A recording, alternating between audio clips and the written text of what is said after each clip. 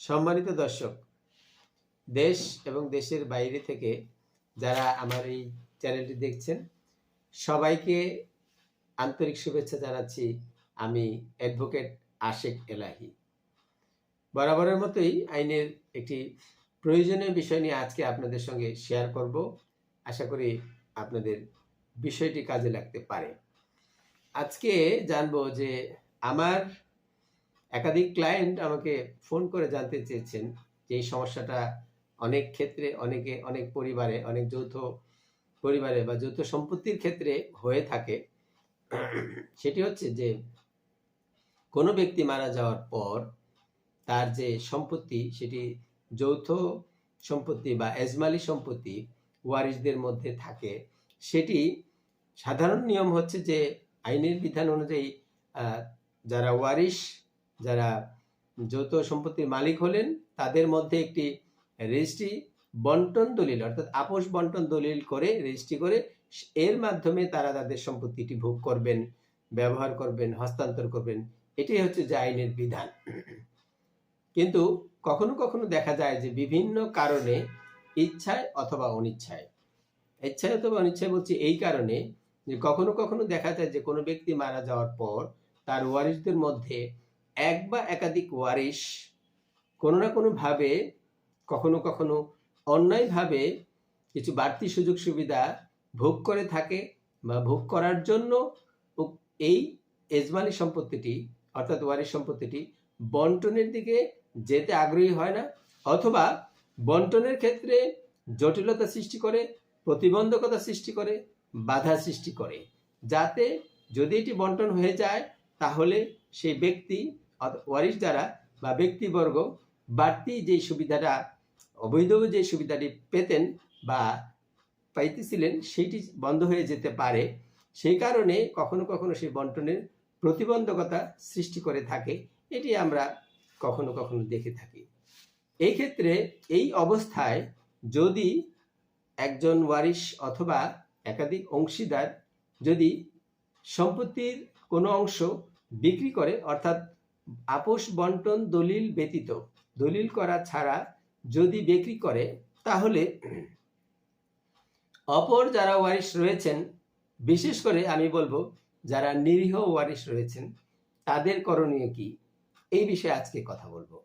এটি আমাদের দেশের অনেকের ক্ষেত্রে অনেক এলাকায় একটি চলমান সমস্যা হয়েছে বা আছে। এই বিষয়ে আজকে কথা বলতে চাই। এই বিষয়ে প্রথম কথা হচ্ছে যে বন্টন করার ক্ষেত্রে প্রথম সবাই চেষ্টা করা উচিত ওয়ারিশদের সঙ্গে একসঙ্গে বসে একটি আপোষ বা সমঝোতার মাধ্যমে এই যৌথ সম্পত্তিটি অর্থাৎ এজমালি সম্পত্তিটি বন্টন করা প্রয়োজন ওয়ারিশদের মধ্যে। এই বিষয়ে আমি আরো একটি ভিডিওতে বলেছি যে কিভাবে যৌথ সম্পত্তি বা এজমালি সম্পত্তি বন্টন প্রক্রিয়ার দিকে যেতে পারেন। আপনারা আমার সেই ভিডিওটি দেখলে বিস্তারিত জানতে পারবেন। আজকে বলবো যে এই অবন্টিত সম্পত্তি অর্থাৎ যৌথ সম্পত্তি বা ওয়ারিশ সম্পত্তি এর মধ্যে থেকে যদি এক বা একাধিক ওয়ারিশ সম্পত্তি বিক্রি করে তাহলে অন্যদের ক্ষেত্রে কি করণীয়। এক্ষেত্রে কথা হচ্ছে যে যদি এই ধরনের ঘটনা ঘটে থাকে, এরকম হয়ে থাকে, তাহলে যেটি বিক্রি করেছেন বা যিনি বিক্রি করেছেন, প্রথম কাজ হচ্ছে যে সেই বিক্রির যে দলিলটি রয়েছে বা দলিলটি সম্পাদন হয়েছে, রেজিস্ট্রেশন হয়েছে, সেটি উত্তোলন করতে হবে। সেই দলিলটি উত্তোলন করে অপর যারা ওয়ারিশ রয়েছেন, যারা এইটির প্রতিকার চান, তারা সেই দলিলটি বাতিলের জন্য বিজ্ঞ আদালতে মামলা দায়ের করতে পারেন। দলিল বাতিলের মামলার সময়সীমা এবং বাতিল করার মামলার প্রক্রিয়া আমি আমার আরো একটি ভিডিওতে বলেছি। আজকে এখানে আর বেশি সময় নিতে চাই না।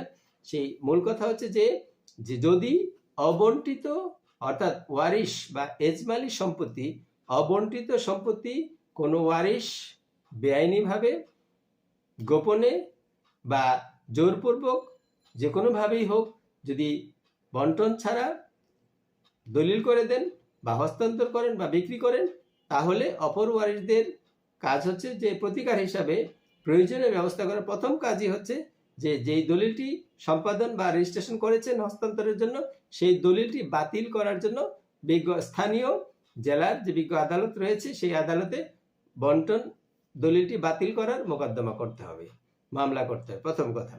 দ্বিতীয় হয়েছে যে আরো একটি উদ্যোগ নেওয়া দরকার বা প্রয়োজনীয় ব্যবস্থা নিতে হবে আইনগত, সেটি হচ্ছে যে একটি বন্টন মামলা বা বাটোয়ারা মামলা বিজ্ঞ আদালতে দায়ের করতে হবে, যে সমস্ত সম্পত্তিটি উল্লেখ করে যে এই সম্পত্তিটি আমরা বন্টন করতে চাই। বিজ্ঞ আদালতের মাধ্যমে বিজ্ঞ আদালতের কাছে চাইতে হবে যে আমাদেরকে বন্টন করার প্রয়োজনীয় আদেশ এবং ব্যবস্থা করার জন্য।